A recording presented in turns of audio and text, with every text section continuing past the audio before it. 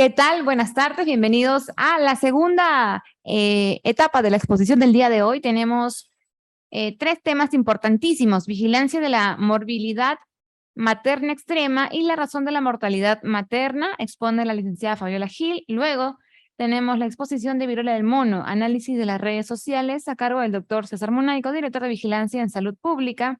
Y finalmente vamos a culminar esta jornada con la introducción al modelamiento matemático en salud pública. Vamos a practicar un poco en R. Esto es la secuencia de lo que ya ayer se ha explicado. Este es el segundo día de la Semana de la Epidemiología, edición 2022. Esta es la 21ª reunión de la RENACE. Vamos a iniciar de una vez con la ponencia de la licenciada Fabiola Gil. Recordarles que al término de su exposición podemos resolver algunas preguntas, así que en la casilla de comentarios, tanto de Facebook como de Zoom, pueden dejarnos sus consultas que al término de la ponencia le daremos respuesta. Licenciada, ¿qué tal? Buenos días, adelante. No, buenas tardes, adelante. Muy buenas tardes con todos. Bueno, ya me presentaron. Soy la licenciada en obstetricia Fabiola Giesi Pirán, responsable de la vigilancia de muerte materna, mortalidad materna y morbilidad materna extrema.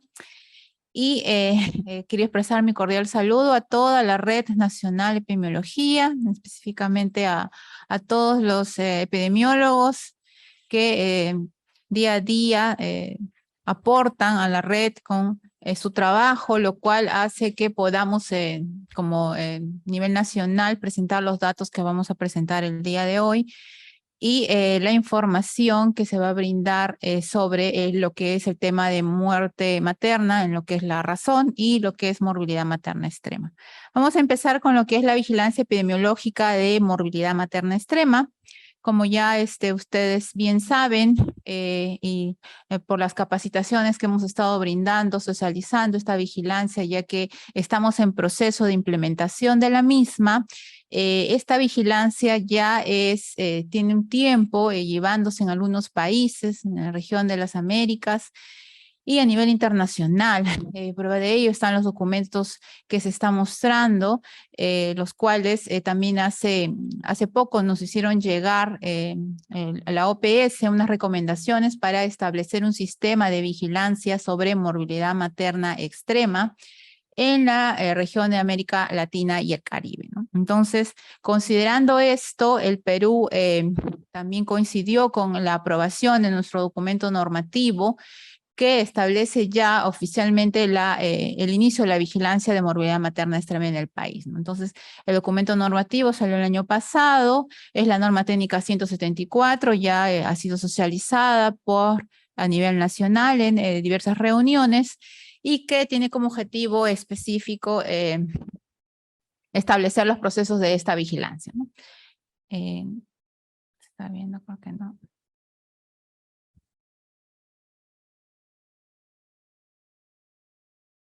Bien.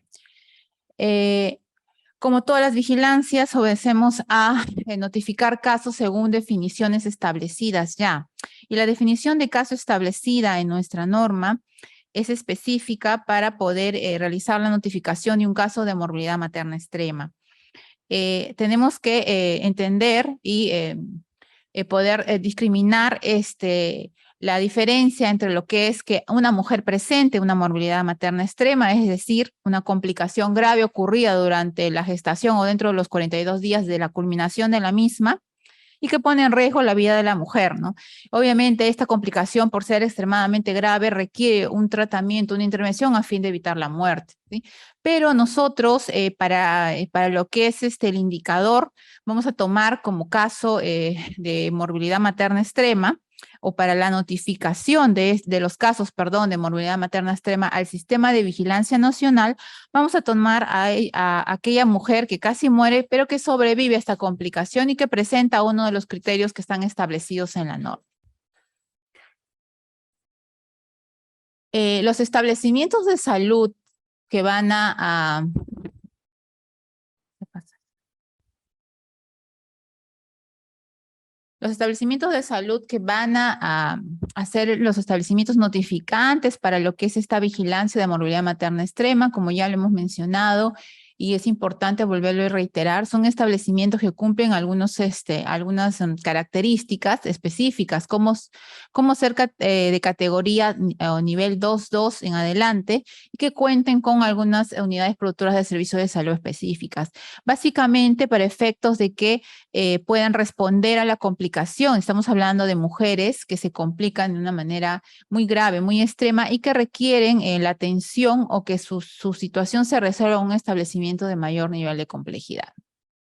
Entonces, considerando esto, se va a iniciar o se está iniciando la vigilancia, se está implementando en estos establecimientos de salud y se va a notificar únicamente a las mujeres que tengan estos criterios de inclusión que están establecidos en la norma, ¿no? Los cuales también ya los hemos mencionado en las diferentes capacitaciones, y acá resalto lo que es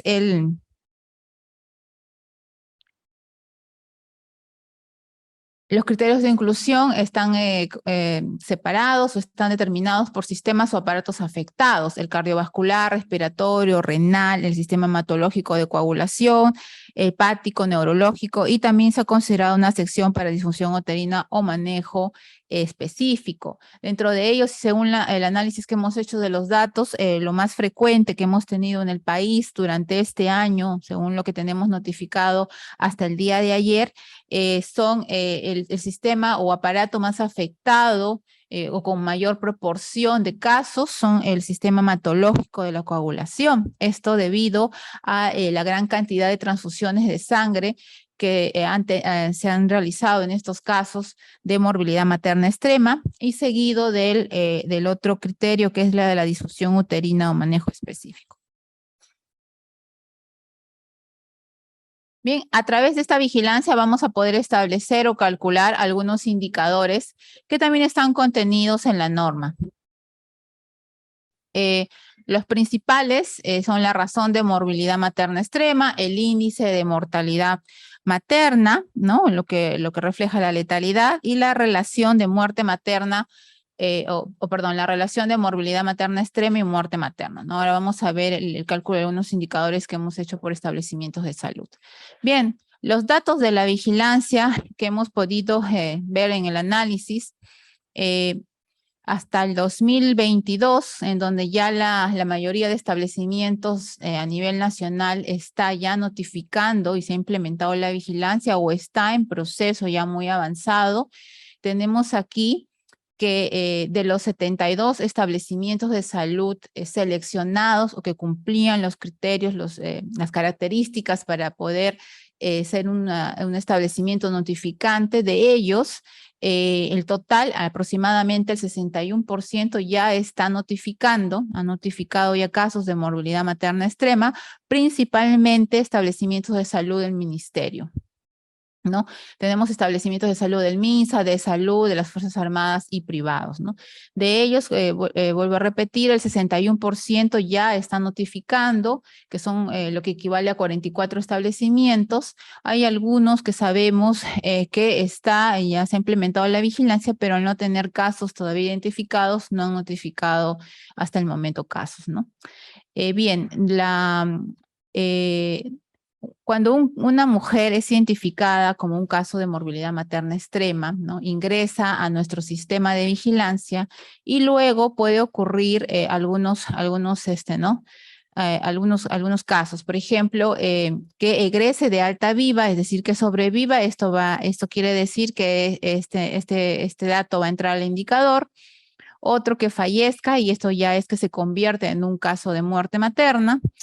Otra situación es que sea referido a un establecimiento de mayor complejidad a fin de poder ayudar a que se recupere y evitar la muerte. Y hay un porcentaje que o permanece todavía en el establecimiento de salud o cuyos datos de su egreso aún no han sido ingresados al sistema, ¿no? Entonces, de los 1,054 casos que han sido ingresados este año, nada más en el 2022, tenemos que ya sabemos que el 88% de ellos, de estas mujeres que han estado extremadamente graves, afortunadamente han logrado sobrevivir, no se han convertido en muertes maternas, y van a entrar, por lo tanto, al indicador nacional de lo que es la morbilidad materna extrema. y lamentablemente un 3% de ellas ha fallecido, ¿no? Estas ya ingresan al sistema de vigilancia de muerte materna. Bien, como hace un momento mencioné, los criterios están establecidos de acuerdo a sistemas o aparatos afectados. Ahí vemos para el 2022 un corte que hemos hecho al día de ayer. La mayor proporción de registros los tiene el sistema hematológico de la coagulación. Esto a raíz de que se cuenta con un gran número de casos de mujeres que se complicaron, que se les ha hecho alguna transfusión de paquetes o de sangre, ¿no?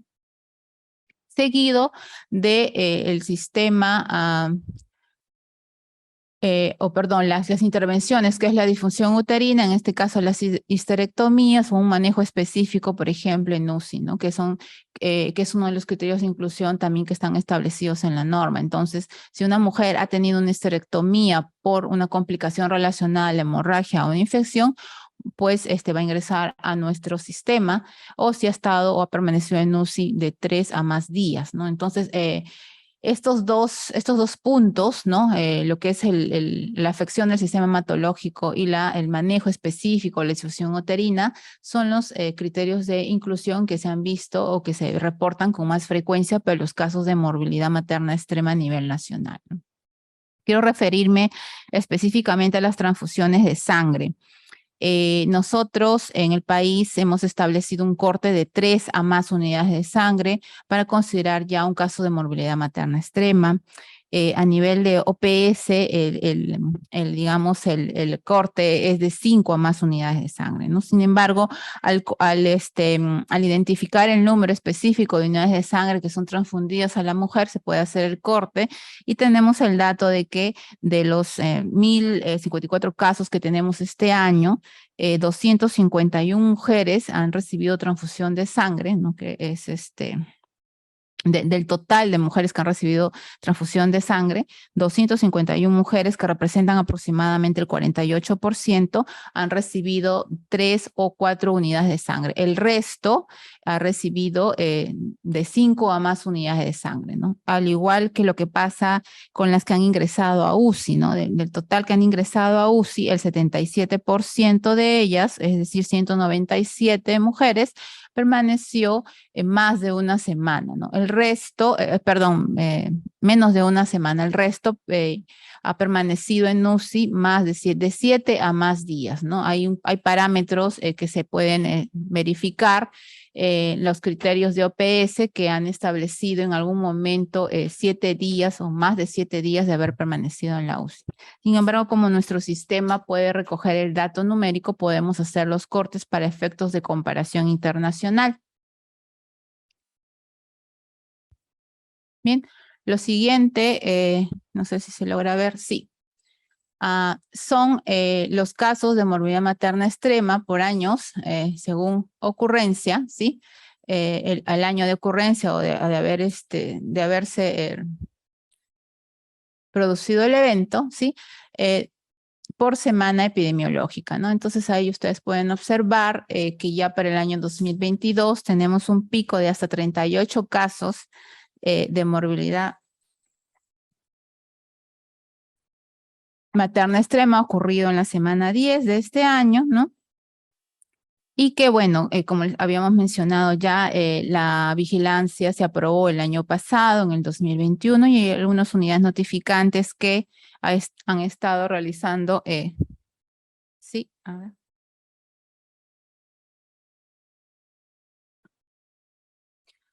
Han estado realizando la notificación y regularización de los casos, incluso de manera retrospectiva, ¿no? Lo cual es muy bueno y puede ¿no? aportar a ese establecimiento de salud para que haga comparación de los datos que tuvieron en el año 2021 de los que están presentando en este año 2022. Entonces, aquí esta gráfica muestra la cantidad de casos notificados por semana epidemiológica, ¿no? En el año 2021, y ahora los que ya se vienen notificando y los que se han regularizado también en el año 2022, hasta el día de ayer. Bien, aquí tenemos las DIRESas, DIRIs, jerezas que ya están realizando la notificación. Ustedes pueden observar que son la mayoría, salvo algunas excepciones, pero que se está ya trabajando con ellos para poder iniciar esta vigilancia en algunas pocas DIRESas ya en el país. Si queremos hacer una comparación, en julio de este año teníamos 776 registros ingresados al sistema y ya para 2 meses después tenemos un total de 1,054 registros de morbilidad materna extrema ocurrida en este año, ¿no?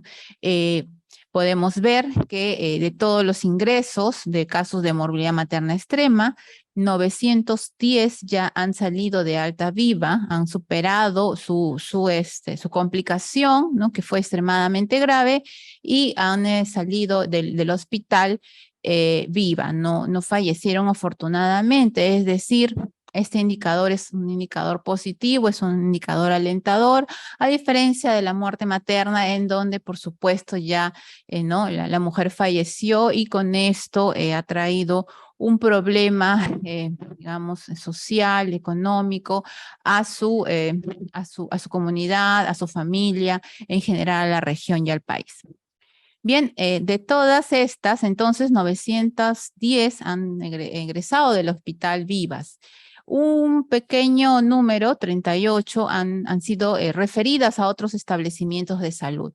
De este número que ha sido referido a otro establecimiento de salud, 17 ya egresaron de ese otro establecimiento de salud, egresaron vivas, ¿no? Todavía hay 21 casos que está por regularizarse la información o que permanece todavía hospitalizada en ese establecimiento de salud al que fue referida. 33 casos, lamentablemente, que fueron identificados con esta complicación o complicaciones relacionadas a la morbilidad materna extrema, lamentablemente fallecieron. Y tenemos 73 casos o registros que todavía están en investigación. Entonces, eso hace un total, les vuelvo a mencionar, de 1,054 registros que ya están ingresados al sistema de vigilancia y sobre los cuales estamos haciendo el análisis ya y el control de calidad. Bien, aquí no sé si se logra ver, pero están ya los establecimientos de salud y la cantidad de casos que están notificando cada uno de ellos en las diferentes DIRESas, jerezas y DIRIs a nivel nacional. Podemos observar, por ejemplo, ¿no? Tenemos al Hospital Regional de Cajamarca, en la DIRESA Callao, tenemos al Hospital Daniel Alcides Carrión. Acá en Lima, en la DIS Lima Centro, específicamente tenemos al Instituto Materno Perinatal, que es el establecimiento que ha notificado la mayor cantidad de casos, bueno, dadas las características del establecimiento de salud, y que, bueno, también tiene una muy pequeña cantidad de casos o de muertes maternas notificadas, ¿no? Y bueno, respecto al cálculo de los indicadores, habíamos mencionado 4 según lo que está no referido en nuestra norma, pero ahora estamos mostrando los indicadores que son bastante sencillos de calcular. En algunos establecimientos hemos seleccionado algunos, tenemos una lista de 44 establecimientos, aquí solo se muestra los principales, en donde sabemos que se tiene ya la mayor cantidad de datos ingresados al sistema, otros lo están regularizando también, porque repito, esta vigilancia está en proceso de implementación, ¿no? Lo que se quiere es culminar el año con ya la data regularizada del año o correspondiente al año 2022 como mínimo. Entonces tenemos 2 indicadores, que es la relación de muerte materna, la relación de morbilidad materna extrema, muerte materna, y el otro es el índice de muerte materna, ¿no? Entonces, por ejemplo, nada más para poner un ejemplo, en la DIRIS Lima Centro, el hospital o el Instituto Nacional Materno Perinatal tiene notificado 193 casos de morbilidad materna extrema y 2 muertes maternas que están notificadas al sistema de vigilancia, lo cual nos da una relación aproximadamente de 96.5, ¿no? Lo que quiere decir que aquí está la relación, acá, ¿no? La relación de morbilidad materna extrema sobre muerte materna, ¿no? Refleja el número de casos de morbilidad materna por cada muerte materna, ¿no?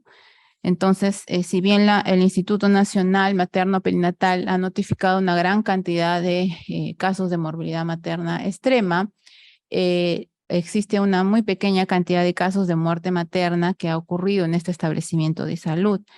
A diferencia de algunos otros establecimientos, ¿no? Tal vez de la región selva o de regiones más alejadas en el país, en donde estos índices o esta relación es diferente, ¿no? Por ejemplo, no sé, tal vez en el hospital de Pucallpa, hasta donde se tiene registrado, se han notificado 3 casos de morbilidad materna extrema y 6 casos de muerte materna, ¿no? Esto refleja las diferencias entre los establecimientos de salud, que si bien son de mayor nivel de complejidad, pues puede darnos a reflejar las diferencias y los riesgos y y la calidad de atención que se puede brindar en estas regiones, ¿no?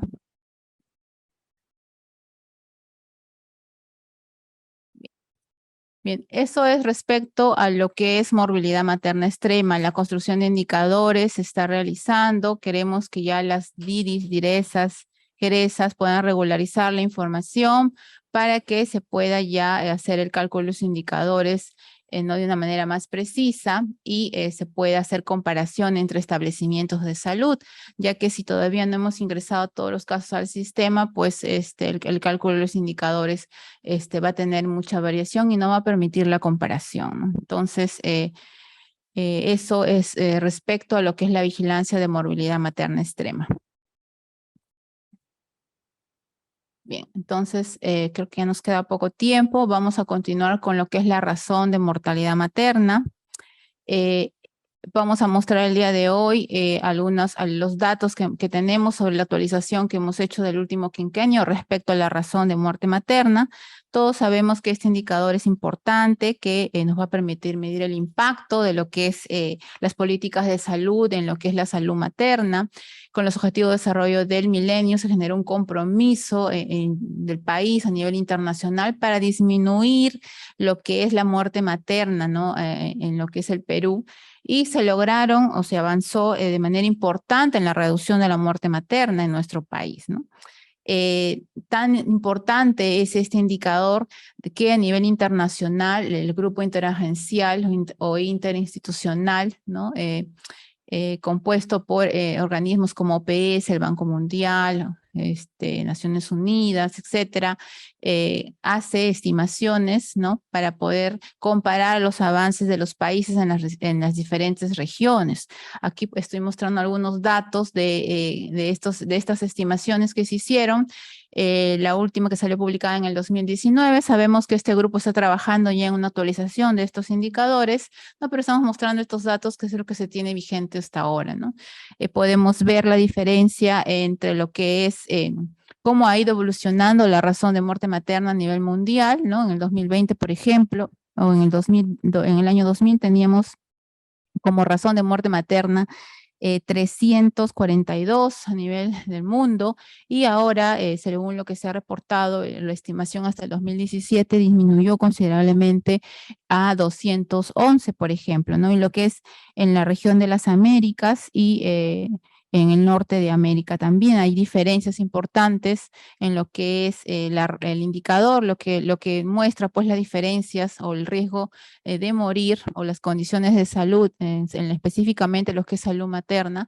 Estas condiciones son diferentes en lo que es la región de las Américas de otras regiones del mundo, ¿no? Incluso de lo que es si nos comparamos con América del Norte, por ejemplo, ¿no? Países como Canadá, Estados Unidos tienen una razón de muerte materna bastante menor, ahí lo pueden ver en el cuadro, que si lo comparamos a la región de América Latina y el Caribe, ¿no? Y específicamente nosotros que estamos en la zona andina, el Perú, ¿no? Que está por debajo o que hasta ese momento en esta estimación que se hizo, que salió publicada en el 2019, estábamos por debajo de Venezuela y Bolivia, ¿no? Y bueno, ahora estas estimaciones que les estaba mencionando se hacen a nivel país, se hacen a nivel, ¿no?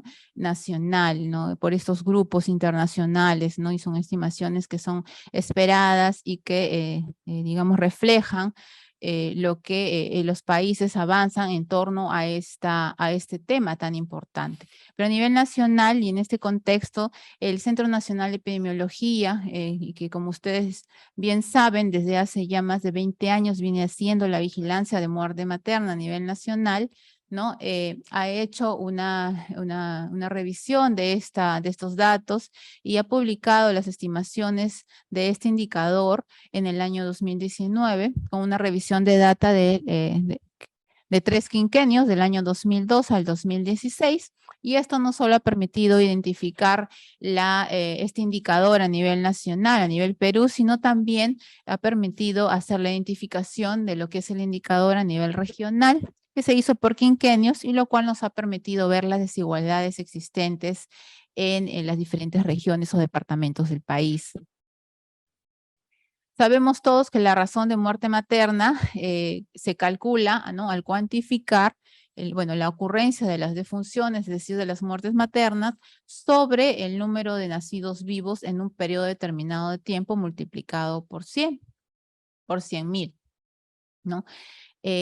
En este estudio y lo que estamos actualizando ahora para el último quinquenio 2017-2021, se ha realizado un trabajo con la metodología de la técnica de captura y recaptura, que es una técnica que permite estimar un subregistro, y con ese subregistro que representa las omisiones que tienen los sistemas o los sistemas de información que capturan ese daño o ese evento, a través de la medición de este subregistro, nos permite identificar cuál es el número de muertes que no se pudo identificar en las bases de datos, ¿no?, de los sistemas digamos, de salud, y poder hacer una estimación del número real de muertes maternas, ¿no?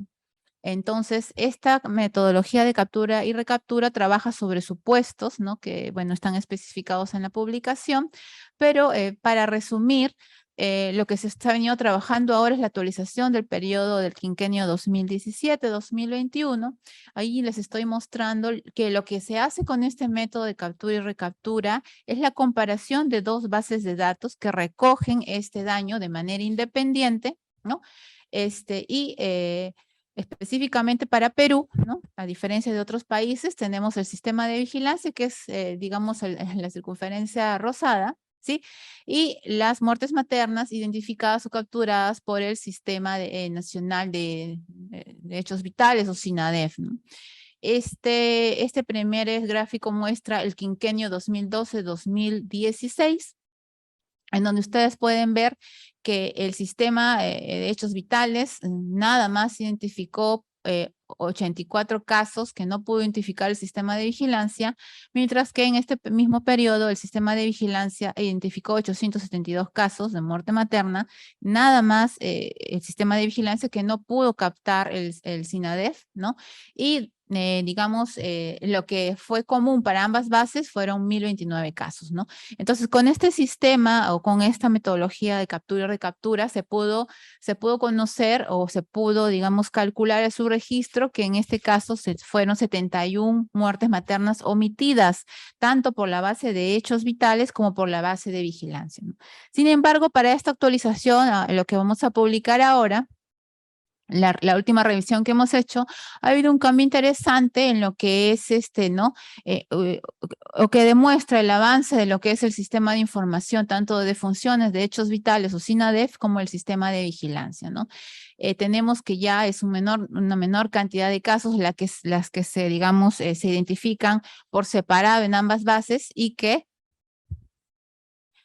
existe una mayor, digamos, cantidad de casos que es, digamos, identificado por ambas bases, ¿no? Entonces, para cortar, porque ya estamos cortos de tiempo, aquí están algunos datos ya, los datos preliminares de esta revisión que acabamos de concluir hace poquito y que vamos a publicar, ¿no? Tenemos ahí un pico importante, como ustedes pueden observar, para el año 2020 y 2021, y esto a raíz, por supuesto, de la pandemia por la COVID-19, que impactó bastante en lo que es la razón de muerte materna. Ustedes ven que de 55.9 que teníamos en el 2019, que fue la estimación, pues en el 2021 llegamos a aproximadamente 87.4 en lo que es la razón de muerte materna, ¿no? Entonces, nosotros tenemos que responder a lo que es digamos, la disminución de la muerte materna al año 2030, ¿no? Con los objetivos de desarrollo sostenible, y tenemos que tener la idea de que más o menos debemos reducir en promedio 29 muertes maternas al año para poder, digamos, alcanzar este objetivo para el año 2030. ¿Sí? Y también es importante conocer que al menos un punto en lo que es la razón de muerte materna equivale aproximadamente a 6 muertes maternas, ¿no? Bien, vamos a apurarnos. Este gráfico muestra, como les había mencionado, este incremento en el año 2020 y 2021 a raíz de la pandemia por la COVID-19. Las barritas en rojo son las muertes maternas a causa de COVID-19. Ustedes pueden observar que coincidió también con los picos, ¿no? de las muertes maternas o de las muertes en mujeres en edad fértil por esta misma causa. Pero a raíz ya o desde el inicio de la vacunación en gestantes a nivel nacional o en el Perú, se puede observar que ya no se tienen muchas muertes maternas desde la semana 14 a causa de COVID en el país, ¿no? Y también que se ha disminuido ya, si comparamos con el año pasado, de manera importante. Actualmente tenemos 163 casos de muerte materna menos, ¿no? Y si continuamos en esta misma, digamos, en esta misma evolución, en este mismo sentido, podemos concluir el año 2022 con más o menos la misma cantidad de casos que tuvimos en el año 2009, es decir, en la época prepandemia, ¿no? Bien, hay una gran cantidad de datos que me gustaría mostrarles. Seguramente ya va a haber alguna oportunidad para poder mostrarlos en más detalle, pero para resumir, en general, el subregistro ha disminuido en ambas, digamos, sistemas de recolección de datos, tanto para vigilancia epidemiológica ha disminuido bastante, tenemos menor subregistro comparado a otros años, al igual que en hechos vitales, por ejemplo, ellos tienen 23 de subregistro, cuando antes tenían 45, hasta podrían llegar al 50% en lo que es este tema, ¿no? Entonces, los sistemas de información y de funciones han evolucionado con la pandemia, eso es algo importante. Y bueno, respecto a lo que es la estimación a nivel regional, se está haciendo por quinquenio, tenemos que en este último quinquenio hay departamentos que han tenido muy poca cantidad de muertes maternas, ¿no? Como Mequegua, Apurímac, por lo tanto la estimación es quinquenal, ¿no? Y ha habido algunos cambios interesantes que seguramente vamos a detallar en alguna otra reunión, ¿no? Entonces, para ya finalizar, la ENDES es otra digamos, del Instituto Nacional de Salud.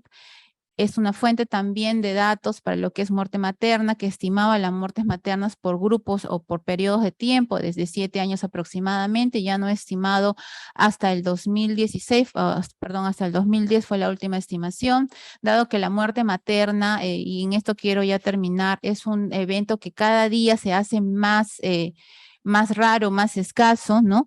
En general en nuestro país, lo que se quiere es que la vigilancia de morbilidad materna extrema sea la vigilancia que va a, digamos, a ser la principal vigilancia, dado que los casos de muerte materna, y la idea es esa, ¿no? Es que vayan reduciéndose, que sean menos cada vez, y la vigilancia de morbilidad materna extrema es la vigilancia que va a ser la vigilancia sobre la cual vamos a trabajar en lo que es salud materna en el futuro, ¿no? Bien, muchas gracias por su atención. Lamento haberme extendido en el tiempo y vamos a ver si hay preguntas. No, perfecto. Bien, muchas gracias y que sigan disfrutando de la semana que se tiene preparada para ustedes. Buenas Muchas gracias, tardes. licenciada Fabiola. Ha sido muy buena su exposición. Hemos conocido un poco más sobre la vigilancia de la morbilidad materna extrema y la razón de la mortalidad materna. Gracias. Y bueno, no tenemos preguntas en Zoom ni tampoco en Facebook, así que solamente las felicitaciones que le están dejando todos los participantes. Vamos a continuar con las conferencias. Les aviso que durante la próxima... desde el día de mañana van a poder visualizar los PPTs en la página web de CDC, la exposición tanto de ayer como la de hoy y la que sucedan los siguientes días hasta el cierre, que es el viernes 23. van a encontrar los PPTs en la página de CS, está como www.dge.gov.pe. Podrán ver los links para que nuevamente ustedes puedan, si quieren volver a ver las conferencias a través de nuestro Facebook, y también estarán los PPTs para que lo puedan descargar.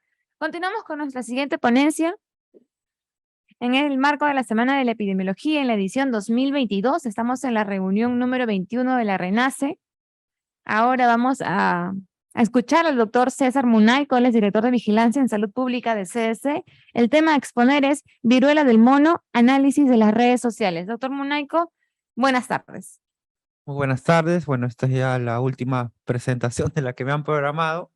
Vamos a comenzar un poco sobre viruela del mono. Ya hemos conversado el día de ayer, me parece, sobre la situación y algunos factores que mueven esta epidemia, pero ahora vamos a enfocarnos un poco en entender algunos aspectos importantes, ¿no? Como es el análisis de redes sexuales y sociales para poder tener una idea clara de lo que está ocurriendo, ¿no?, con esta enfermedad.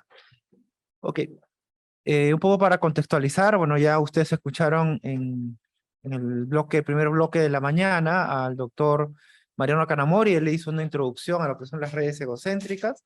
Yo voy a tratar de contextualizar, ¿no?, este tema para poder entender el problema de la viruela del mono.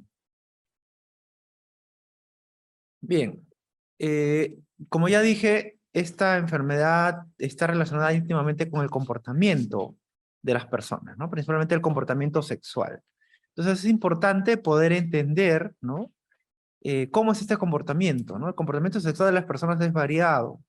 No todos se comportan de la misma manera. Hay personas que tienen un comportamiento de alto riesgo, hay otras que no. Entonces es necesario entender para poder saber qué cosa es lo que está ocurriendo y lo que va a ocurrir con esta enfermedad. Ok, este gráfico ya lo conocen. Nosotros cuando tenemos una vida sexual, ¿no?, podemos tener algunas características, ¿no? Hay personas que son monógamas serialmente, ¿ok? ¿Qué quiere decir eso? Que yo estoy con una persona, luego de un tiempo termino y luego empiezo con otra persona y así, ¿no? ¿Ok? Esa es ese es un comportamiento, ¿no? Y obviamente si una persona se infecta, probablemente pueda infectar a las parejas que recién vienen, ¿no? Las nuevas, ¿ok? Y eso es importante porque este comportamiento, que es un comportamiento de bajo riesgo, que es la monogamia seriada, ¿no?, reduce el riesgo, pues, de contagiarse de cualquier enfermedad de transmisión sexual, ¿no?, ITS, VIH, pero también en este caso para la viruela del mono es igual, ¿no? ¿Ok? Entonces, las personas que tienen un comportamiento de bajo riesgo van a tener una menor posibilidad de poderse infectar con la viruela del mono, ¿no? Pero, después vamos a ver más adelante, estas personas de bajo riesgo se pueden ligar, ¿no?, con otros grupos de alto riesgo, ¿no? Y el riesgo per se para esa persona no está por ella misma, sino por sus parejas, ¿no? Entonces, vamos a explicar eso más adelante.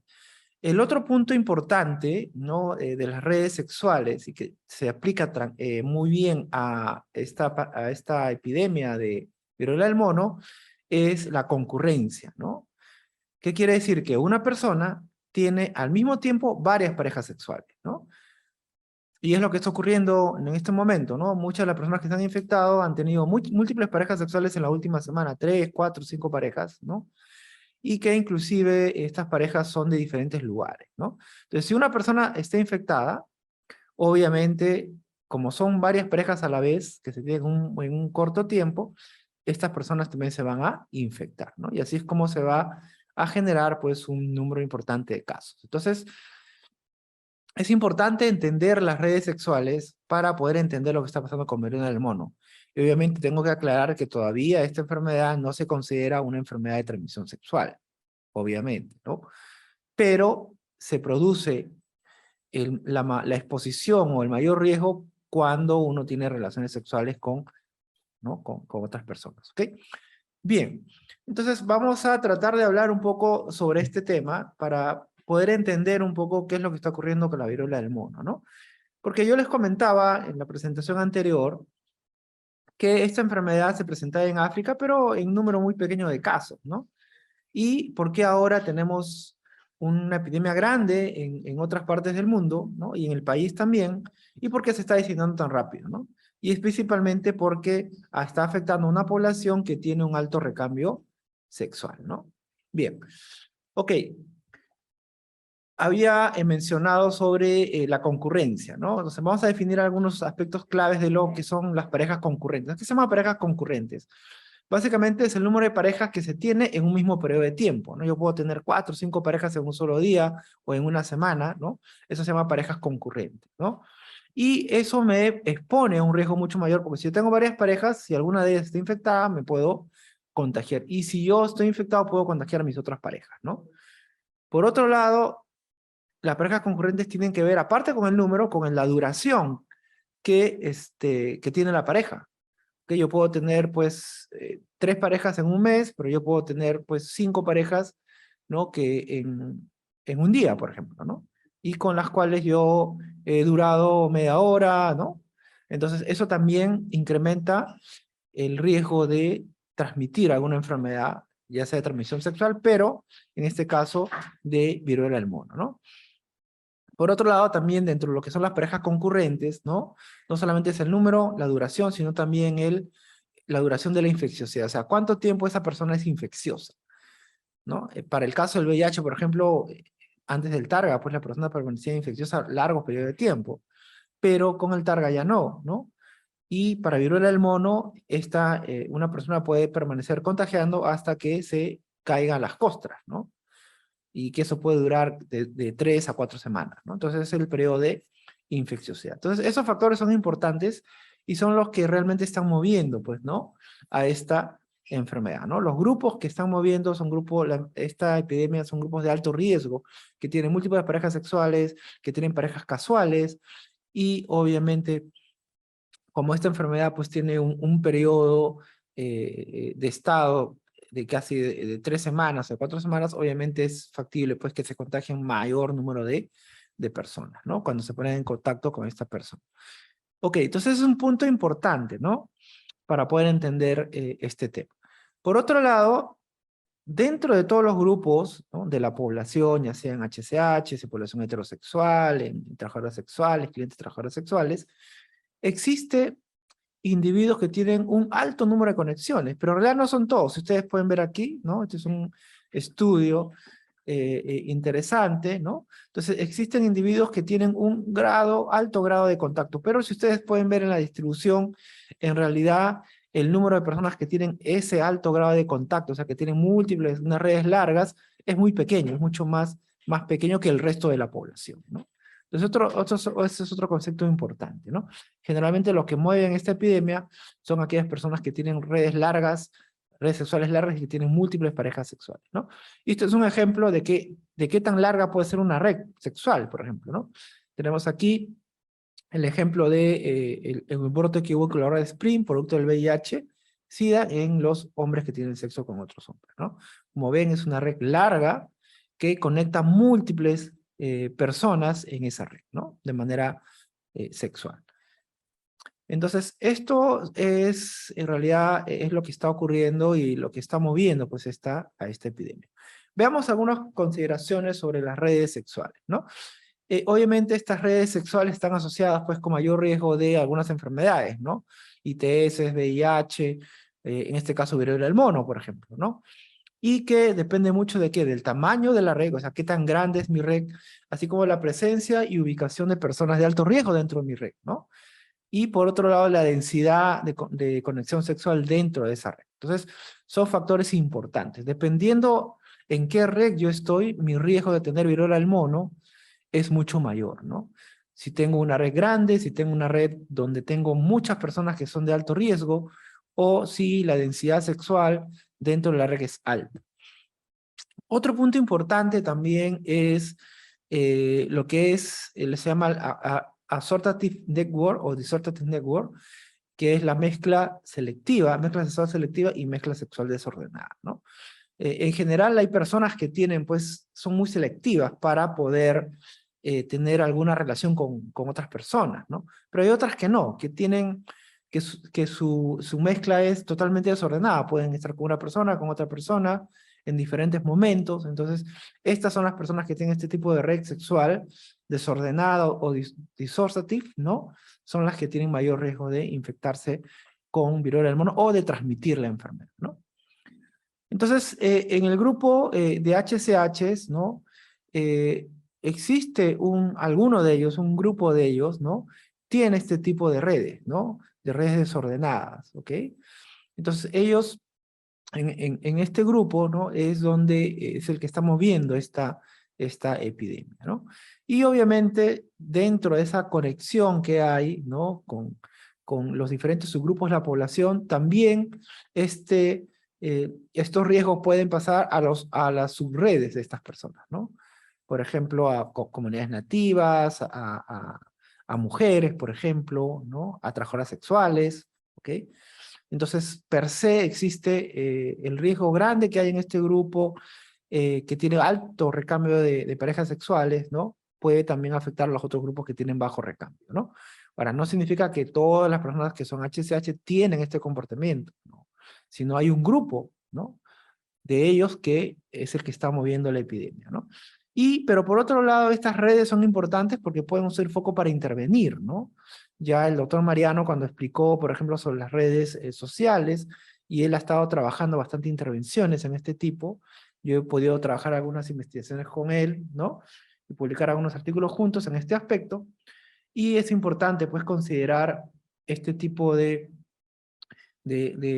redes para poder intervenir, ¿no? Por eso que ahora el Ministerio de Salud está enfocando su intervención en estos grupos de alto riesgo, ¿no?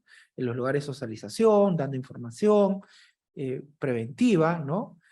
Para poder reducir, pues, el riesgo de infección. Bien.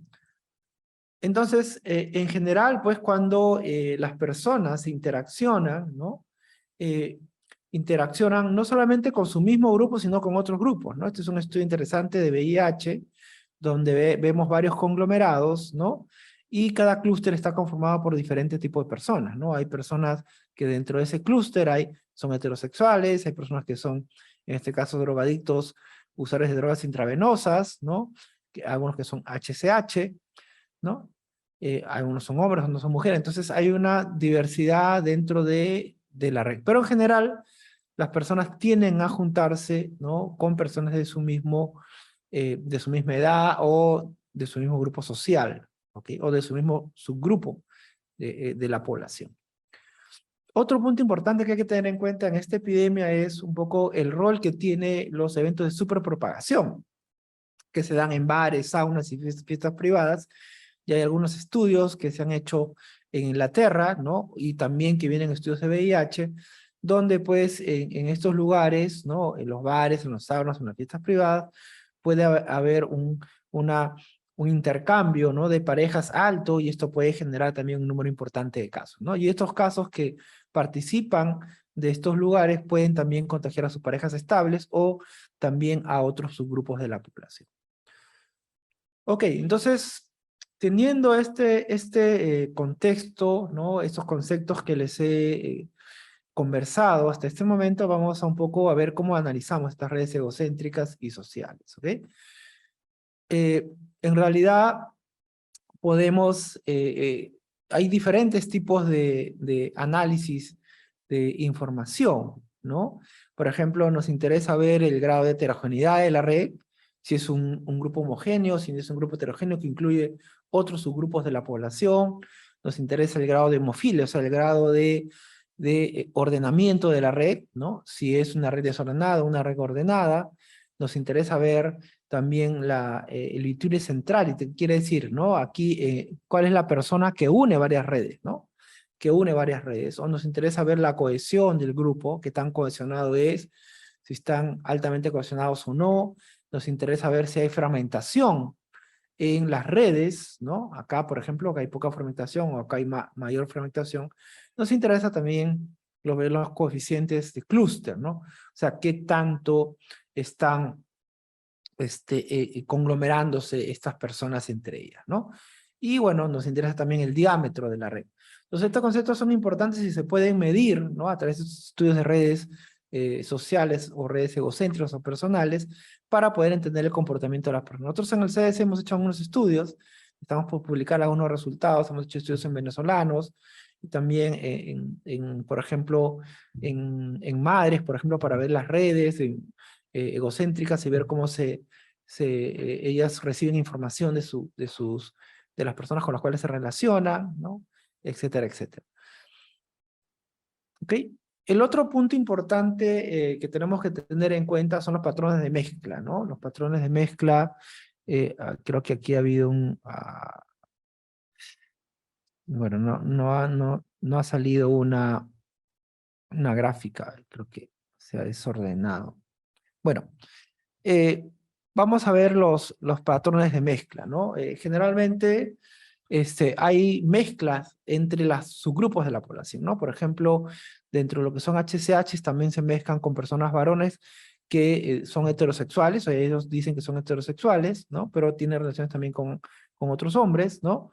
Pero estos hombres, que también pueden ser heterosexuales o bisexuales, no tienen parejas femeninas, ¿no? Y ahí está el riesgo de que cada vez más estamos viendo mujeres, ¿no? Infectadas. Y el otro tema es que también podemos ver a gestantes infectadas, ¿no? Entonces es un problema importante que tenemos que ir trabajando también, no solamente enfocarnos en otros grupos de alto riesgo, sino también en los otros grupos de bajo riesgo que por estos patrones de mezcla pueden resultar afectados, ¿no? También hay otro grupo, ¿no? Los varones, por ejemplo, pueden también tener, ser usuarios, pues, ¿no? Visitar a las trabajadoras sexuales, ¿no? Y esto también, estas trabajadoras sexuales, si se infectan, ¿no? Pueden también contagiar a otras personas. Entonces, hay otros grupos que también tenemos que empezar a mirar, no solamente el grupo que está siendo afectado en este momento, porque por estos patrones de mezcla hay otros grupos que se van siendo afectados, ¿no? Otro grupo importante también son las poblaciones indígenas, ¿no? También sabemos que en algunos grupos de la población indígena tenemos una alta prevalencia de VIH, de ITS, entonces también podemos tener personas de estas comunidades que pueden salir infectadas también, ¿no? Entonces es importante empezar a ver no solamente el grupo que está siendo afectado en este momento, sino también el resto de poblaciones. Por otro lado, estos patrones de mezcla también son importantes porque van más allá del departamento, ¿no? Ya hemos detectado algunas personas que también han tenido contacto sexual con personas de otros lugares, ¿no? Entonces, esos patrones de mezcla que se dan en un departamento también se pueden expandir, ¿no? A otros lugares. Entonces, es importante tener en cuenta este tema, ¿no? Y es así como esta epidemia empezó en Lima, ¿no? Porque obviamente Lima tiene la mayor población, casi 10 millones de habitantes, dentro de eso el grupo de HCH es un grupo importante, ¿no? Y luego de ahí está avanzando a otras regiones, ¿no? Entonces, dependiendo del grado de redes, ¿no? El grado el tamaño de esta población de riesgo, vamos a esperar que en otras regiones también aparezcan un número importante de casos, ¿no? Bien, eso es lo que les quería comentar, ¿no? Rápidamente sobre este tema. Entonces, en realidad, esta enfermedad está siguiendo los caminos de la ITS y VIH-Sida. Entonces, tenemos que entender, ¿no? Que el abordaje también tiene que ir por este camino, ¿no? Tenemos que trabajar con los grupos de alto riesgo, dando información para reducir el riesgo de exposición, ¿no? Y por otro lado, también tenemos que prestar atención, pues, a los otros grupos de la población que también están siendo afectados. Muchas gracias. Muchas gracias por la exposición, doctor Munaico. A ver si tenemos... No, bueno, hasta ahora no hemos registrado consultas. A ver si podríamos ver el chat. Ah, sí. ¿Ha analizado los datos de los casos de viruela del mono con esta metodología? Sí, justo estamos preparando nosotros una investigación para poder aplicar este tipo de casos, ¿no? Para poder entender mejor qué está ocurriendo con las redes, ¿no? Lamentablemente en el país hay un solo estudio que leí que se hizo de redes sexuales en trans, ¿no? Pero ya en el resto del grupo no se ha hecho, entonces no conocemos bien cómo es que se mueven estas redes, ¿no? Entonces necesitamos aprender más sobre este tema, así que como CDC estamos preparando una investigación también para poder entender este problema de la viruela del mono y también de las ITS de VIH a través del estudio de estas redes sexuales y redes sociales, ¿no? Bien, ¿qué más dice dinámica de interacción? Por favor, ¿con qué software? Ya. Oh, Bien, ok. Hay otra pregunta sobre dinámica de interacciones entre las redes, ¿es mayor en Europa, América o Asia? Bien, eso es interesante. Donde se ha estudiado bastante es en Estados Unidos, por ejemplo, y también en Europa y en Asia, ¿no? Hay estudios muy interesantes en Asia, donde pues el comportamiento, en este caso de los hombres que tienen sexo con hombres, es interesante, ¿no? Porque hay un grupo de esta población que tiene una conexión bien grande, ¿no? Redes bien largas y, por ejemplo, también donde socializan, aparte en los saunas, en los bares, ¿no? Y obviamente esa información de estos estudios que se han hecho nos están ayudando a entender cómo, a extrapolar un poco lo que puede estar ocurriendo en el país, pero la idea es tener estudios propios, ¿no? ¿Qué software se utiliza? Bueno, nosotros usamos R para poder analizar este estudio, estos análisis de redes egocéntricas. También pueden usar Python, que es un software libre, o también pueden trabajar, hay unos software que son específicos para redes sexuales, o para redes egocéntricas o sociocéntricas, pero que ya son de pago, ¿no? Que son EgoNet y hay otro software. Pero nosotros usamos R en este caso, ¿no?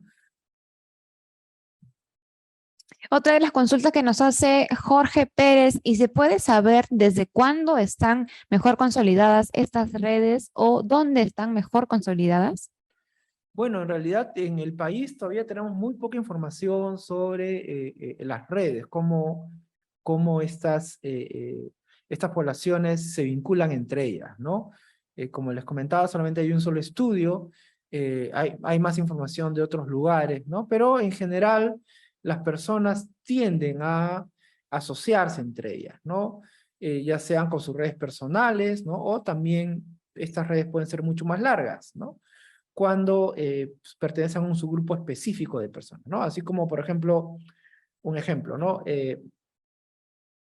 Si tú eres de Huancayo, por ejemplo, ¿no? Y te vas a otro lugar, en cada, por ejemplo, departamento, pues hay el Club Huancayo, por ejemplo, ¿no? Y se forman redes de personas de Huancayo, por ejemplo, ¿no? Que van incluyendo a otras personas. Entonces, las personas generalmente buscan asociarse o reunirse entre ellas por diferentes motivos, ¿no? Y estas redes es importante estudiarlas para poder tener una idea, ¿no? De qué cosa es lo que está ocurriendo, ¿no? Y nos puede ayudar un montón a poder entender el comportamiento, ¿no? De la población. Y en este caso de viruela del mono, ¿no? O de ITS o VIH, es vital, ¿no? Porque esta enfermedad, ya les expliqué, se está transmitiendo producto de estas redes, ¿no? Bien, dice, ¿por qué no se difunde campaña de sensibilización entre estas redes? Sí, se está trabajando, en realidad el Ministerio de Salud y la estrategia de DPVIH, ¿no? ITS se está trabajando con esta población, se está difundiendo información, se está yendo a los lugares de socialización, ¿no? Dando información sobre cómo prevenir esta enfermedad, sobre cómo no contagiarse, y esperemos pues que estas intervenciones que se están haciendo tengan un impacto importante, ¿no? Porque ya hay otros países que han enfocado su intervención en comunicación, porque ya saben que la vacuna es escasa. Entonces ya hay países en Europa, como España, por ejemplo, o Inglaterra, ¿no? Que ya están disminuyendo su número de casos, y esto ellos lo atribuyen a estas intervenciones de comunicación y de sensibilización de esta población de alto riesgo, ¿no? Pero acuérdense que no debemos de olvidarnos de el resto de poblaciones también, ¿no? La población general que también está siendo afectada como mujeres, en algunos casos niños, que también tenemos que enfocar las intervenciones en este grupo. Bien, muchas gracias por la atención. Muchas gracias, doctor Monaico. Buena la información que nos ha compartido hoy. Hemos conocido un poco más sobre análisis de las redes sociales, esto en cuanto a viruela del mono. Gracias también a quienes han hecho las preguntas. Y cerramos con usted, doctor Monaico. Hemos tenido 2 días de exposiciones intensas, ayer y hoy. ¿Algún mensaje final o recomendación a quienes nos están ahora sintonizando a través de redes sociales y Zoom? Sí, bueno, la Dirección de Vigilancia en Salud Pública nos ha tocado organizar estos 2 primeros días de esta semana. Espero pues que todos los temas que hemos presentado hayan sido de su agrado y hayan podido un poco aprender de lo que viene haciendo el CDC a nivel del país, ¿no? Hemos avanzado bastante en diferentes aspectos, en investigación, en análisis, estamos haciendo modelamiento matemático, y es importante pues que ustedes conozcan lo que se hace el CDC, y reiterar nuevamente mis saludos por el Día de la Epidemiología a todos los colegas epidemiólogos y amigos epidemiólogos que están conectados a través del Zoom y de las redes, ¿no? Nuevamente felicitarlos por el trabajo que vienen haciendo, esforzado por la salud pública del país, ¿no? El rol del epidemiólogo dentro de la salud pública es muy importante. Como ustedes pueden ver, generamos información, hacemos recomendaciones, y yo creo que tenemos mucho trabajo todavía que hacer, ¿no? Y bueno, contamos pues con todo el apoyo de toda la Red Nacional de Epidemiología, ¿no? Que a nivel nacional. Entonces, muchas gracias y nuevamente reiterarles el saludo por el Día de la Epidemiología.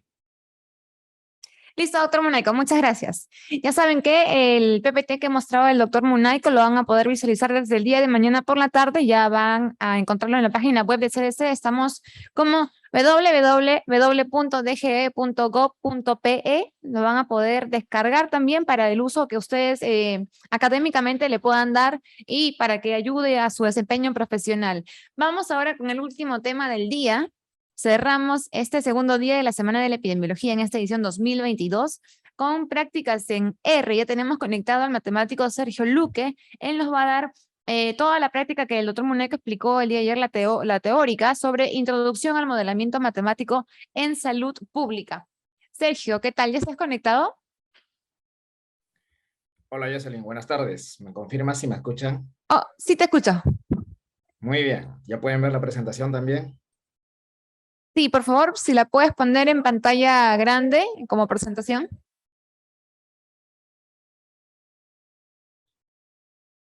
Bien. Listo. Gracias. Ahora sí, Sergio, tienes el pase.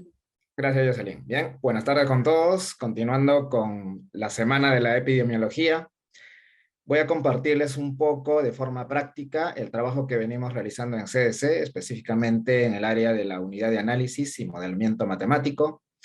Y voy a mostrarles de forma introductoria y motivacional cómo usamos las matemáticas y software libre para la lucha contra las diversas enfermedades.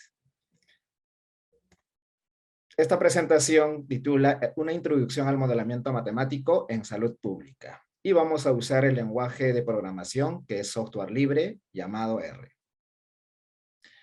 Bien, en la parte teórica y en los diversos temas que se han expuesto desde el día de ayer y en el transcurso de hoy, cuando hablamos de salud pública nos referimos a las diversas herramientas que se usan para la toma de decisiones de parte de las diversas autoridades y también para que la población en general pueda tenerlo en cuenta de tal forma que las pérdidas humanas, en este caso, no sean tan graves. Entonces, para la parte del modelamiento matemático y el uso de las herramientas como las matemáticas, debemos estimar algunos parámetros que son clave para la toma de decisiones. Algunos de estos parámetros ya se han explicado en la parte teórica y también en una exposición que hice el día de ayer por la mañana. Por ejemplo, nos interesa la tasa de crecimiento, el número básico de reproducción, parámetros que nos van a indicar qué tan rápido se puede propagar la enfermedad y por lo tanto qué tanto puede ser el impacto en la población. Asimismo, también en la parte de modelamiento matemático, en la parte teórica, el doctor César Munaico ha explicado bien el modelo CIR, uno de los modelos compartimentales más usados en epidemiología. También les voy a mostrar cómo podemos resolver este modelo en R, y lo cual nos va a servir para dos funciones: para realizar el pronóstico de casos y también para proyectar diversos escenarios. Muy bien. Entonces, estos son los 4 temas que el día de hoy les voy a mostrar de forma breve. Para ello les quiero recordar de en qué consiste el modelo SIR. Ya el doctor César nos ha explicado bastante bien cómo se deduce este modelo. Si bien es sencillo realizar el modelamiento en forma de compartimentos, en forma de este diagrama, donde tenemos en cada compartimento una población que corresponden a la población de susceptibles, la población de infectados y por lo tanto también son los infecciosos los que van a contagiar a los demás, y posteriormente también tenemos la población de recuperados. Este es un modelo muy básico, ¿bien? Y es el que les voy a mostrar de forma introductoria el día de hoy. Sin embargo, este modelo se puede ampliar a más compartimentos.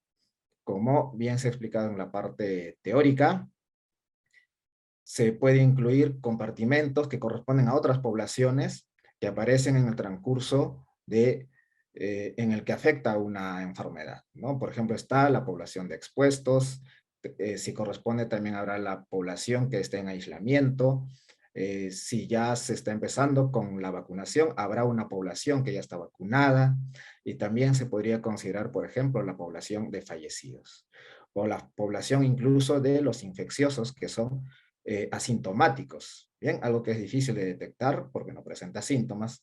Entonces, también lo podemos incluir en nuestro modelo y por lo tanto, al tener más compartimentos, aumentarán el número de nuestras ecuaciones diferenciales y también la solución será un poco más compleja. Pero la proyección del modelo será mucho mejor que este modelo básico.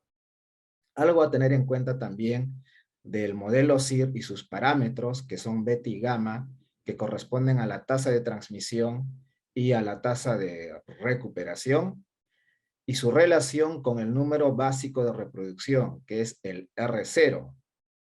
¿Bien? Se relaciona de la siguiente manera, como observamos.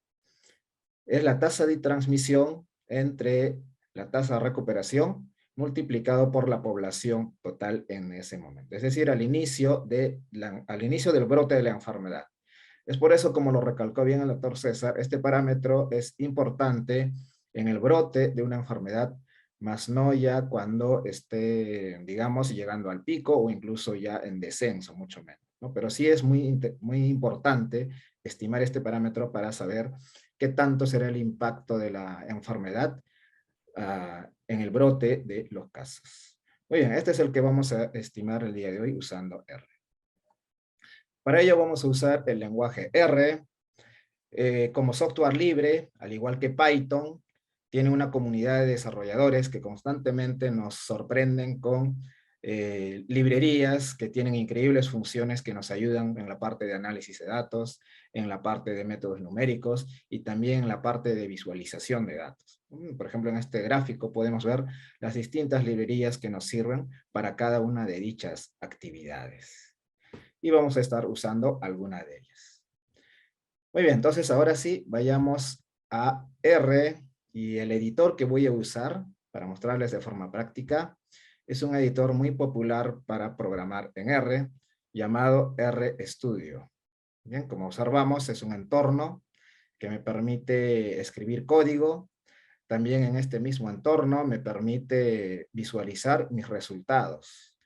Y no solo eso, tiene herramientas y paquetes que también me permiten o nos permiten crear como páginas web, en este caso los llamados reportes o los tableros o los dashboards, ¿no? Que también les voy a mostrar a manera de motivación en la parte final. Muy bien, creo que ya se puede ver mi entorno de RStudio. Entonces voy a empezar explicándoles de forma práctica cómo podemos estimar algunas de las métricas que les he mencionado al momento de presentarles algunas diapositivas. Bien, algunas librerías muy importantes son, por ejemplo, la librería Rio, que contiene algunas funciones que nos permiten leer archivos de diferentes formatos. Podemos leer archivos Excel, archivos de TXT, archivos en RDS, archivos CSV, entre otros formatos. Pero en R no es la única librería que nos permite importar archivos. Existen también otras librerías como read o readr. Bien, pero vamos a usar Rio porque su uso es sencillo. También vamos a usar la librería dplyr o dplyr, que en este caso contiene algunas funciones que nos permiten trabajar con el operador llamado pipe o pipe, que en este caso nos permite en forma de cadena relacionar diversas funciones para que también sea de forma más sencilla, ¿no? En lugar de escribir funciones compuestas, podemos escribir funciones una tras otra. Muy bien, entonces, para la ejecución del código en R, lo puedo escribir en esta parte que es el editor de mi código.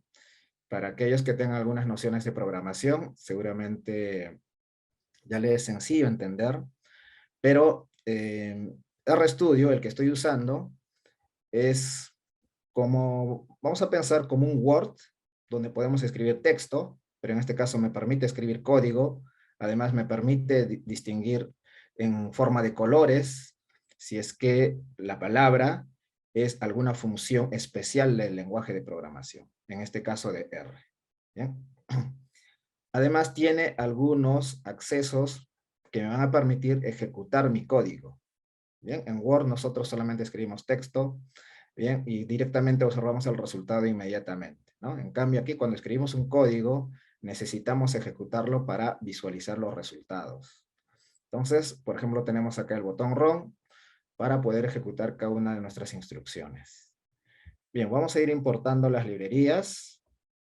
Bien, ya tengo cargada la librería Rio, la librería dplyr, y las librerías ggplot2, plotly y la librería eCharts for R son para visualizar, es decir, que me permiten realizar diversos gráficos, incluso gráficos interactivos. Luego, en las líneas de código 9 y 10, estoy cargando algunas funciones que ya tengo implementadas para que las voy a usar para estimar algunos valores. Bien, tengo un archivo que se llama funciones R. Bien, aquí está. Bien, no corresponde ya que es una breve intervención en esta semana de la epidemiología que tenemos cada uno de los participantes, pero a manera de motivación, pues nosotros podemos escribir funciones en otro archivo y guardarlo como un script de R, y luego lo podemos importar en nuestro archivo principal, ¿no? Entonces eso es lo que estoy realizando en esta parte. Y en la línea 10 igualmente tengo otro archivo RTR que contiene otras funciones que también serán necesarias. Muy bien, entonces ahora que ya tengo todo listo, vamos a empezar cargando un conjunto de datos que lo he llamado de manera general base de datos casos. Está en un archivo RDS. RDS es un formato de archivo que, a diferencia de Excel o archivos en formato CSV, me permiten guardar los datos con un peso mucho menor, ¿no? Puedes reducir incluso decenas de megabytes para que puedan ocupar menos espacio en nuestro ordenador. Entonces vamos a importar este conjunto de datos y luego, como observamos en esta parte, en la parte superior a la derecha, donde está mi entorno de variables, bd-casos, que es la variable donde he cargado los datos, tengo 157 observaciones, es decir, 157 filas, y 54 variables, o sea, 54 columnas. De esas 54 variables, no me interesan todas. Bien, entonces voy a filtrar algunas de ellas, y las cuales voy a usar en la parte de la estimación de algunos parámetros, y también para el modelo SIM. Muy bien, entonces estoy usando aquí la librería dplyr y también el operador pipe. Por ejemplo, este es el operador pipe o pipe, y las funciones de conteo para contar los casos por fecha. Tengo una variable fecha, que en este caso es fis, y estoy renombrando dicha, donde se va a realizar el conteo, con el nombre de casos, es decir, que corresponde al número de casos en una determinada fecha. Luego también estoy realizando con mutate la conversión a un tipo de dato llamado fecha, ¿no? Es decir, creo que todos conocemos Excel. En una columna nosotros podemos incluir cualquier tipo de valor numérico, pero también es importante que la columna sea de tipo fecha. ¿no? Entonces, eso es lo que se está realizando en esta parte. Y en análisis de datos, algo importante es el tratamiento de algunos valores que aparecen como NA, o pueden ser datos faltantes. Entonces, si bien la decisión que a veces se toma depende mucho del tipo de variable, en esta ocasión estoy tomando una decisión sencilla que viene a ser la omisión de dichos valores faltantes. Y finalmente estoy creando en esta parte una variable que corresponde a que va a contar cuántos días tengo, ¿no? Para saber si me encuentro en el día 1, en el día 2 y así sucesivamente. Bien, vamos a ejecutar todo esto. Tengo mi nueva variable que se llama data casos, que aparece acá ya en el entorno de variables, donde ya no tengo 157 observaciones, sino 32 observaciones. Y tengo ahora 3 variables. Bien, si yo doy clic en esta parte, observamos la siguiente tabla, ¿no? Tengo mi columna FIS que corresponde a la fecha. Tengo la columna casos donde tengo en una determinada fecha cuántos casos se han notificado, se han registrado. Y la columna día que corresponde a la enumeración del día nada más. Desde la primera fecha que se ha notificado el primer caso. Entonces esto será necesario para que yo pueda estimar los parámetros que les he comentado en la diapositiva al inicio. Muy bien, entonces, si ya tengo esta data, yo puedo realizar un primer gráfico para saber cómo está evolucionando los casos. Para ello voy a usar ggplot, ¿no? Estoy acá usando ggplot, es sencillo, la sintaxis de esta librería, las funciones de esta librería, solamente necesito acceder al conjunto de datos, yo ya lo tengo separado en data casos, que viene a ser la tabla que les acabo de mostrar, y de esta tabla yo voy a elegir cuál de las variables quiero representar en el eje X y cuál de ellas en el eje Y. Entonces simplemente con ggplot elijo con la estética, en este caso con AES, que la variable FIS irá al eje X y la variable casos irá al eje Y. Y el tipo de gráfico que quiero realizar son voy a superponer dos tipos de gráficos, como capas. Un gráfico de puntos y un gráfico de líneas. Bien, entonces, y este resultado del gráfico lo voy a guardar en la variable plot casos. Bien, entonces ejecutamos. Y ya tengo mi gráfico, pero no puedo observarlo. Pero sin embargo vamos a ejecutar aquí. Y ahora sí, este es mi gráfico de casos, ¿no? Aquí está en una determinada fecha y cómo han ido aumentando los casos. Bien, pero voy a usar otra función que se llama ggplotly, que corresponde a la librería plotly, que es un poco más interactivo, ¿no? Observemos, ejecuto esta función, esta instrucción. Y ahora es más interactivo, por ejemplo, si yo coloco el cursor en un determinado punto, me da la información del valor en dicho punto, ¿no? Por ejemplo, si me voy a la parte que parece ser el máximo, me dice que esto ha ocurrido el 14 de julio y el número de casos que se ha registrado en dicha fecha corresponde a un total de 11, ¿no? Es más interactivo dicho gráfico. Muy bien, entonces ya tenemos lo necesario hasta esta parte para estudiar cómo está evolucionando el brote de esta enfermedad que estamos analizando. Un caso X. Muy bien. Ahora, vamos a estimar ya algunos de los parámetros que se han expuesto en la parte teórica. Por ejemplo, la tasa de crecimiento. Para ello vamos a tomar solamente la fase creciente, ¿no? Aparentemente el gráfico nos muestra que ya los casos están disminuyendo, pero debemos recordar que los casos se notifican con cierto retraso. Entonces debemos obviar algunos de los últimos días. Puede ser una semana, o incluso podemos elegir el máximo de casos como el límite, ¿no? E ignorar luego los demás casos que aparentemente nos indican que está en descenso, cuando en realidad no es así. Bien, entonces yo ya tengo una función que se llama estimar TC, que corresponde a estimar la tasa de crecimiento. Esta función ya la tengo aquí en la parte de funciones que les había comentado al inicio, que yo ya la tengo preparada. Es algo que va más allá quizás de la presentación del día de hoy, pero a manera de motivación, en R puedes construir tu propia función, tus propios módulos, para que la puedas usar. Bien, entonces simplemente aquí yo la voy a ejecutar y ya tengo estimada mi tasa de crecimiento. Bien, y voy a graficar llamando a la función que también ya tengo construida, que se llama plottc, que también se encuentra dentro de mi módulo de funciones. Bien, solamente la voy a llamar y nos va a mostrar el gráfico de la tasa de crecimiento. Bien. Ahora, aquí hay un detalle, ¿no? Aparentemente la tasa de crecimiento me indica que también ya está disminuyendo. Bien, pero recordemos que no hemos todavía tomado la decisión de ignorar o no tomar en cuenta los últimos días, digamos, ¿no? Entonces podemos retroceder una semana o dependiendo de la información que tengamos acerca de cómo se están registrando los casos de dicha enfermedad, para que tomar un límite o una fecha de corte y estimar hasta dicha fecha nuestra tasa de crecimiento. Bien, además, este gráfico nos muestra un intervalo de confianza, ¿no? Lo cual es importante en la estimación de todo parámetro cuando hacemos modelamiento matemático, ya que siempre hay una incertidumbre. Muy bien, entonces, esto respecto a la tasa de crecimiento. Bien, ahora, a manera general, les puedo comentar de que la estimación de la tasa de crecimiento, en este caso, vayamos a esta parte. Aquí está mi función, por ejemplo, estimar la tasa de crecimiento.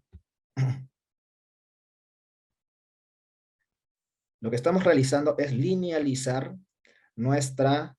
el crecimiento exponencial que aparentemente ocurre con nuestros casos, ¿no? Por ejemplo, recordemos el gráfico anterior. El crecimiento generalmente en el brote de una epidemia es exponencial, ¿no? Entonces, esta curva exponencial la estamos linealizando. Una forma es aplicando la función logaritmo, ¿no? Y aquí pueden observar ustedes que se está aplicando el logaritmo. Bien, respecto al día, se está realizando el modelamiento lineal, ¿no? Es decir, esto también se puede representar de forma gráfica. Bien, a manera general. Ahora, tengo construida también otra función que me permite estimar más de una métrica, no solamente la tasa de crecimiento, sino también, por ejemplo, el R0, que es muy importante, como ya se ha mencionado, en el brote de una epidemia. Bien, la estimación de estas métricas lo tengo en la función que se llama estimar métricas. Entonces, por ejemplo, lo voy a ejecutar y luego tengo una función que me permite graficar el valor de R0 durante la fase creciente. ¿Bien? Y se muestra el resultado en el lado derecho, en esta sección. Entonces, por ejemplo, aquí tenemos el R0 estimado, y la barra que acompaña a cada uno de los puntos rojos corresponde también al intervalo de confianza. Ya les he mencionado la incertidumbre que rodea cada una de las estimaciones cuando hacemos modelamiento matemático. Entonces, aparentemente esta enfermedad que estamos analizando ha iniciado pues con un R0 de alrededor de 1.5 y disminuye mínimamente alrededor de 1.4, ¿no? Hasta 1.3. Entonces, en el inicio de esta enfermedad, durante el brote de esta enfermedad, por ejemplo, nos indica pues de que ya que su valor es mayor que 1, entonces esta enfermedad se va a propagar, ¿no? Se va a seguir propagando. Bien, ahora para la estimación de las métricas, bueno, tengo una función también construida, pero ya intervienen más cálculos. Bien, aquí está, ¿no? La función estimar métricas. ¿No? Y también aplicamos las diversas herramientas que corresponden a las funciones de R. La construcción de un data frame donde almacenamos todos nuestros datos, por ejemplo.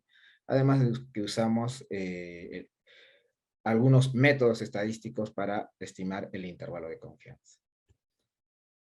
Muy bien, vamos a continuar. Ahora, otro parámetro, bien, para finalizar esta parte de los parámetros durante el brote de una enfermedad, es la estimación del RT también, ¿no? Para estimar el RT es un poco más complejo que la estimación del R0, y hay diversos métodos. Por ejemplo, puedo mencionar al método de Wallin-Antunes, también está el método basado en el trabajo de Bettencourt y Ribeiro, es en el que nos hemos basado para realizar ese trabajo. Además, dicho trabajo fue mejorado con la colaboración que Kevin Systrom, si mal no recuerdo, uno de los desarrolladores de Instagram. Bien, entonces estamos usando dicho método que se ha implementado en R y estamos llamando a cada una de las funciones que corresponden a esta técnica, ¿no? La que estoy resaltando, y que me va a permitir estimar este valor de RT. Y una vez que lo hayamos estimado, entonces podemos realizar el gráfico, que también ya hemos construido la función. Entonces, por ejemplo, vamos a estimarlos. Toma un poco de tiempo. Bueno, va a depender de la cantidad de datos que tengamos y también de qué tan complejo es el método, ya que cuando se implementan métodos estadísticos, métodos numéricos y modelos matemáticos, estamos sujetos al costo computacional. Bien, entonces en ocasiones se requieren por ello un hardware altamente con mayor capacidad. Muy bien, entonces ya que tenemos estimado el RT, también lo vamos a graficar en esta línea de instrucción. Bien, entonces para este brote, para el conjunto de casos que estamos analizando en este ejemplo, tenemos aquí el gráfico. Bien, y pues se mantiene mayor de 1, ¿no? Mayor de 1, recordemos que no estamos filtrando en los últimos días, por eso aparentemente el valor de RT cae hasta 1, pero si tomamos en cuenta la fase creciente nada más, claramente el valor de RT es mayor que 1, lo cual indica que esta enfermedad se va a seguir propagando.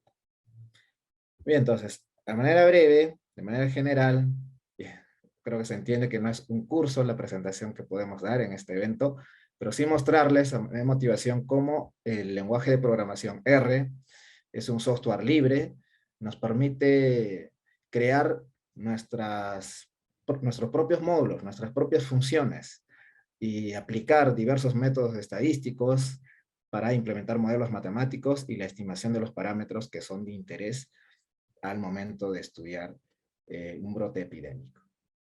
Muy bien, entonces ahora pasemos al modelo SIR. Bien, para el modelo SIR también tengo implementado ya algunas funciones que les quiero mostrar. Y les voy a mostrar cómo se implementa en R. Para ello, como el modelo SIR, como les mostré en la diapositiva, y los derivados del modelo SIR corresponden a ecuaciones diferenciales ordinarias y son no lineales además, la solución de este tipo de modelos matemáticos corresponde a herramientas que son parte de los métodos numéricos. Bien, es muy difícil estimar una solución analítica. Entonces debemos recurrir a los métodos numéricos. Podemos implementar nuestro propio método numérico. Existen métodos, por ejemplo, desde el más básico como el método de Euler. También están los métodos de Runge-Kutta y sus modificaciones más avanzadas. Podemos emplear cualquiera de ellas. Sin embargo, una de las ventajas de usar lenguajes como R o Python es que ya tienen algunas librerías que vienen implementadas con métodos numéricos que nos permiten llevar a cabo la solución de estas ecuaciones diferenciales. En R, por ejemplo, tenemos el paquete Dissolve, que nos va a permitir resolver nuestro sistema de ecuaciones diferenciales del modelo SIR.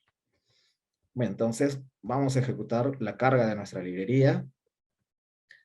Bueno, ya tenemos ggplot2 porque también vamos a realizar gráficos. Bien. Y vamos a empezar planteando nuestro modelo SIR. Si recordamos de la diapositiva, nuestro modelo SIR son 3 ecuaciones diferenciales. Intervienen los parámetros que corresponden a beta, que es la tasa de transmisión, las poblaciones de infectados y la población de susceptibles, y simplemente escribimos las ecuaciones, ¿no? Y las guardamos en una variable.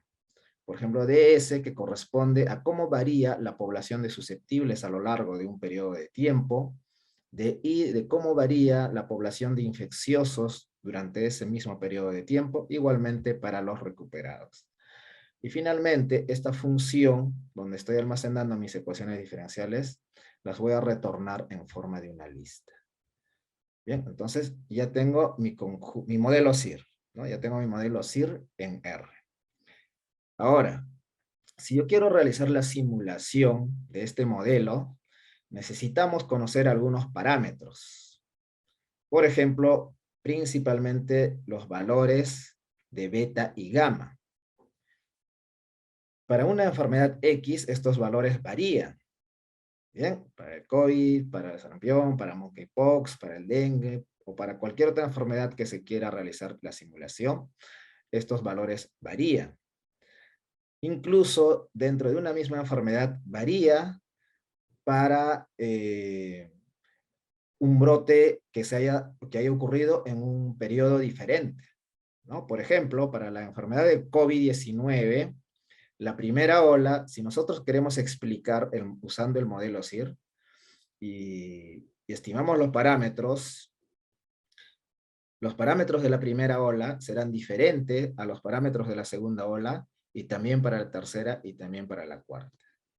Bien, entonces es importante tener en cuenta ello y por eso también es importante en la parte del modelamiento matemático, cuando realizamos el ajuste de estos parámetros y aplicamos algoritmos de optimización.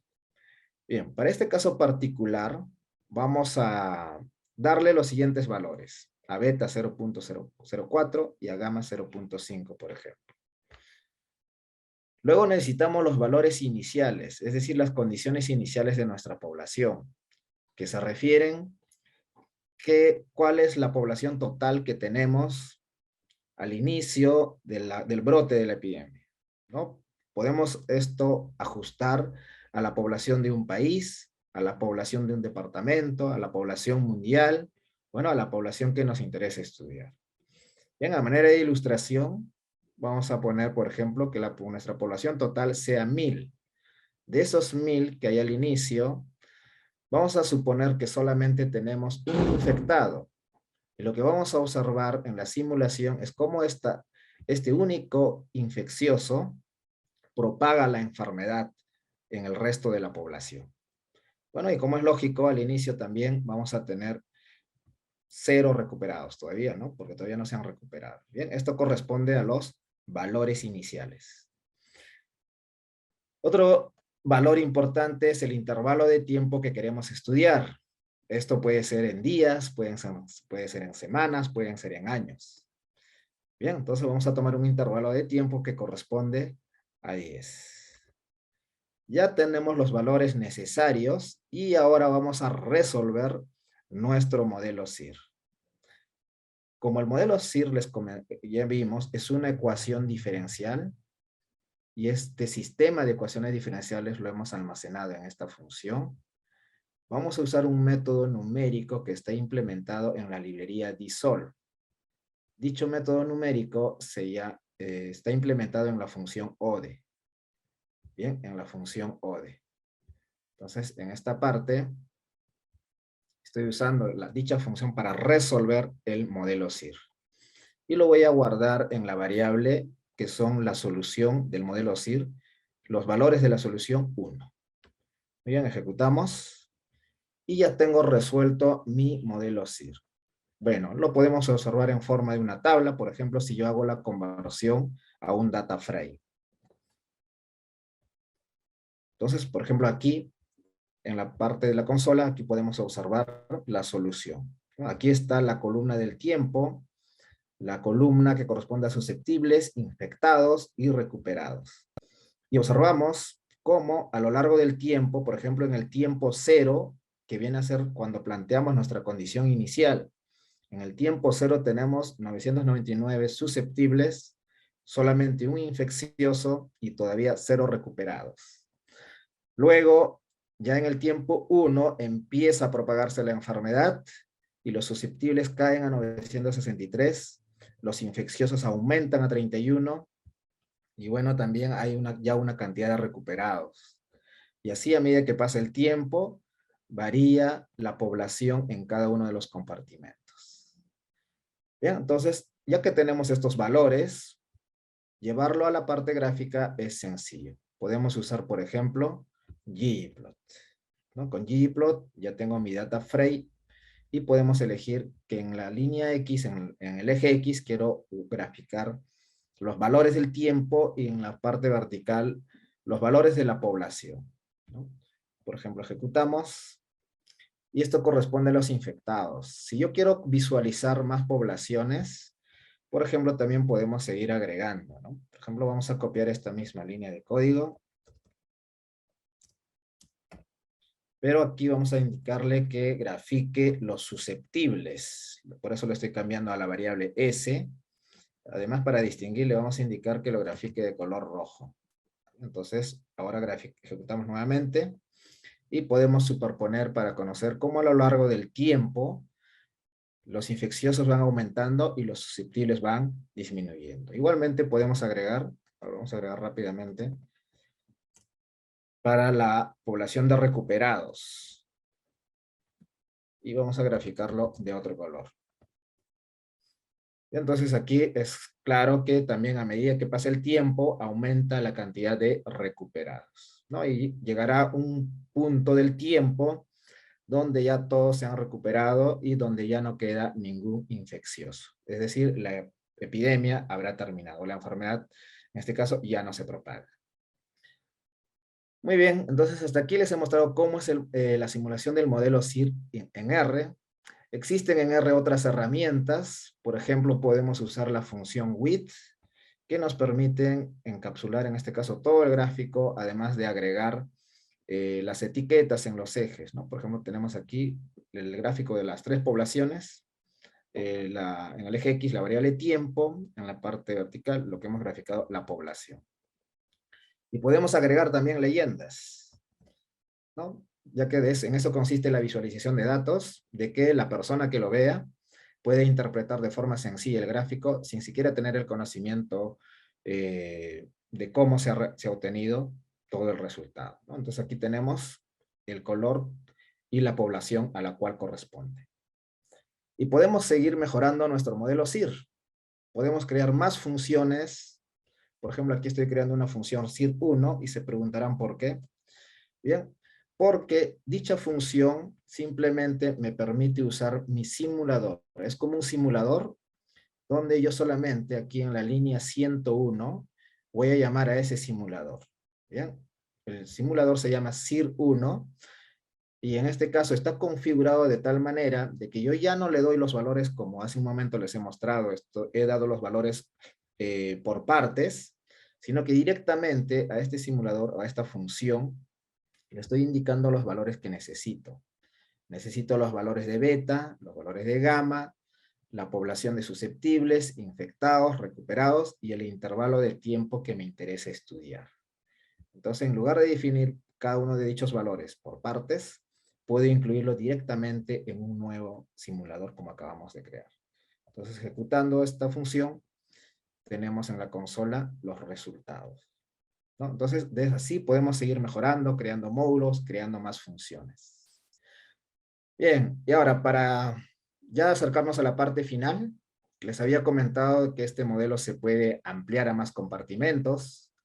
Por ejemplo, podemos crear un modelo SEIR, que en este caso ya incluye la población de expuestos, ¿no? Aparte de susceptibles, tenemos la población de aquellos que están expuestos a la enfermedad, ¿no? Y por lo tanto, aumenta el número de ecuaciones diferenciales. Ya no tenemos 3 ecuaciones diferenciales, sino ya tenemos 4 ecuaciones diferenciales.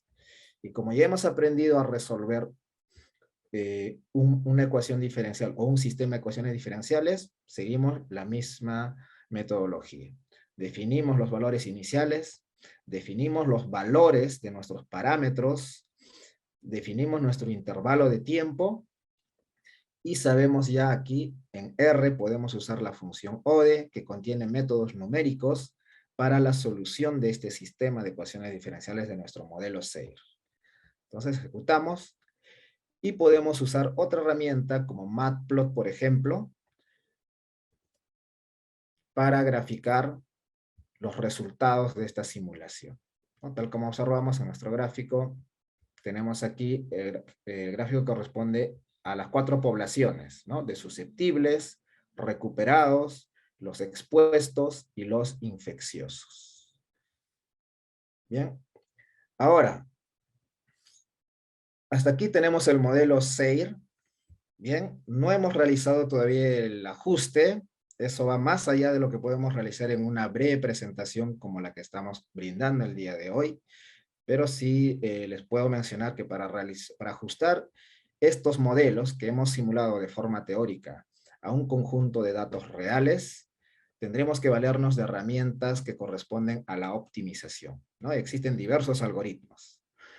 Pero a manera de cómo podemos usar estos modelos, que son teóricos hasta ahora, para la proyección de casos, para diferentes escenarios. Por ejemplo, aquí en la línea 156, voy a realizar la simulación. ¿Qué pasaría si es que el R0 de la enfermedad fuera 1,5? ¿Qué pasaría si fuera 2? ¿Qué sucedería si fuera 2,4 o si fuera 2,6? Es decir, ¿qué sucedería? ¿Cómo se propagaría la enfermedad a lo largo del tiempo en cada uno de estos escenarios? Bien, yo ya tengo el modelo y es algo que nos permite realizar este tipo de modelos para que las autoridades, en este caso, puedan prevenir, ¿no? Por ejemplo, si estimando las proyecciones con estos parámetros, y si además en nuestro modelo incluimos el número de hospitalizaciones o el número de camas de cuidados intensivos, y si el modelo proyecta de que los casos van a superar, entonces pues se van a tener que tomar las medidas correspondientes, por ejemplo, ¿no? Entonces es lo que vamos a realizar de forma gráfica a continuación. Bien, vamos a simular cómo será el resultado de la proyección de casos para cada uno de estos 4 valores del valor de R0. Bien, entonces estoy creando aquí un bucle, ¿no? Para cada uno de los valores de R0 que están incluidos en esta lista. Ya lo tenemos resuelto, ya lo tenemos. Bien, entonces a continuación solamente nos queda graficar. Bien, graficar podemos usar ggplot, podemos usar matplot u otras herramientas. A ver.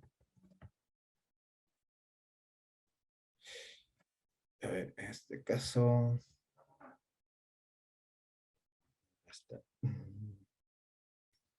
A ver, tengo un conflicto aquí.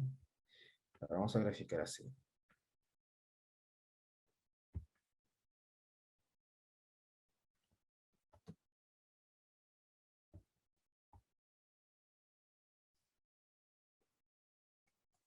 A ver, aquí. Ya, se ha enredado.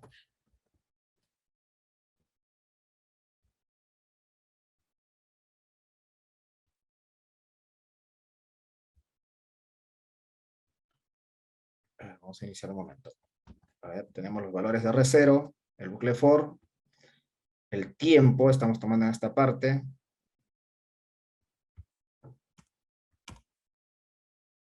Y tenemos el valor de, en este caso, que se ha puesto en una lista.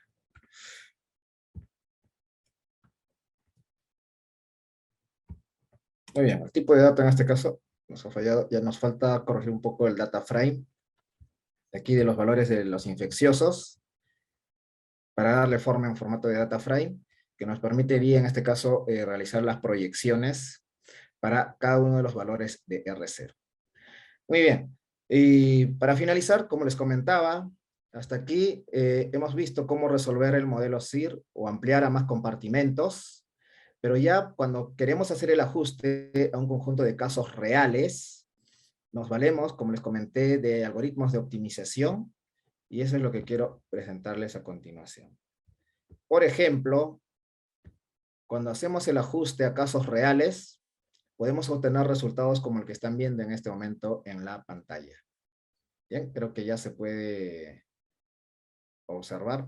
¿Me confirman? Bien, creo que sí, ¿no? Bien, me refiero a lo siguiente, ¿no? Tengo mi conjunto de casos notificados por día que corresponden a las barras verticales. Bien, y podemos realizar el ajuste del modelo matemático a este conjunto de casos. Puede ser un modelo SIR, puede ser un modelo SEIR, o con más compartimentos. Bien, entonces lo que está en la curva de color rojo corresponde al ajuste del modelo a los datos. Y si nosotros queremos saber con los parámetros estimados hasta dicho momento, qué va a ocurrir más adelante, entonces podemos seguir proyectando los casos que va a estimar el modelo, ¿no? Los cuales corresponden a la línea de color azul, ¿no? Para este caso, para este ejemplo, nos muestran pues que esta enfermedad ya se encuentra en descenso. Además, es importante notar que no se está tomando en cuenta las 2 últimas semanas. En este caso, este ejemplo está por semana epidemiológica, los casos se han capturado, están acumulados por semana, y no se están tomando en cuenta las 2 últimas semanas, como observan. ¿Bien? Entonces, igualmente, en la parte inferior observamos para otros casos, por ejemplo, para Piura, como se dice aquí, se ha estimado hasta 2 semanas antes, y también se ha proyectado cómo serán los casos posteriormente, ¿no? Entonces, es para lo que también nos sirven los modelos matemáticos, o también para estudiar otros escenarios. Bien, por ejemplo, nosotros, a partir del historial de casos que se tenga para una determinada enfermedad, puede ser dengue u otra enfermedad que padecen las regiones de nuestro país, entonces podemos observar que en diferente periodo de tiempo tiene un impacto que no es el mismo, ¿no? En algunos casos ha sido leve, y en algunos casos también ha sido muy severo. Entonces, a partir de esto podemos realizar algunas proyecciones usando los modelos matemáticos, de tal forma de que podamos saber si en caso se presentara nuevamente un escenario en el que el impacto sea leve, o puede ser moderado, o también puede ser severo. ¿Bien? Entonces, esto es parte de la utilidad de los modelos matemáticos que ayudan bastante, sobre todo, en la toma de decisiones. Bien, esto fue a manera de la introducción que quería mostrarles usando la herramienta R el día de hoy. Bueno, gracias a todos por su participación.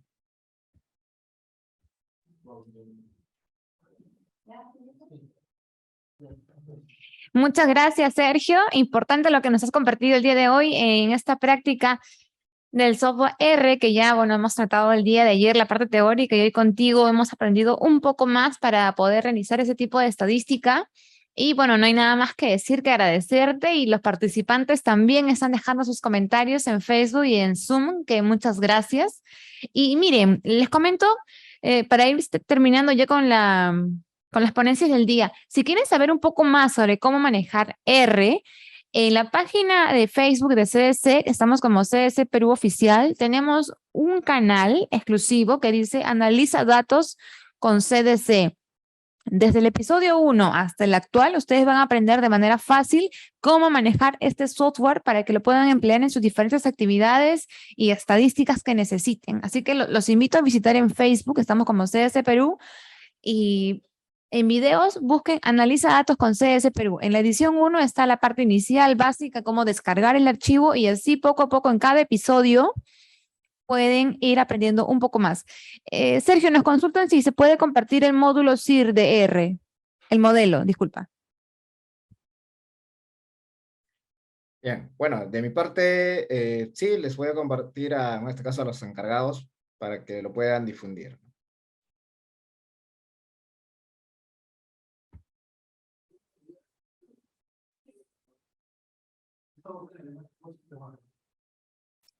Ok, Sergio, muchas gracias. Gracias por toda la información, por la ponencia del día de hoy. Y bueno, de esta forma estamos cerrando el segundo día de la Semana de la Epidemiología en esta edición 2022. Es la reunión número 21 de la RENACE. Les comento lo que se viene mañana, así que no se lo pueden perder. Separen agenda desde las 9 de la mañana. Tenemos indicadores de inequidades como uno de los temas, de efectividad de la vacuna también.